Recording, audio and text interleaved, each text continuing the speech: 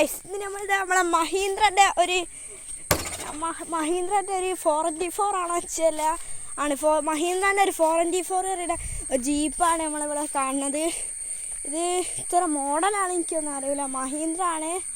പിന്നെ അതൊരു ഇൻഡസ്ട്രിയൽ പണീൻ്റെ വകപ്പെട്ടൊരു വണ്ടിയാണ്. പിന്നെ നമ്മളെ 4G4 മഹീന്ദ്ര വരികയാണ്.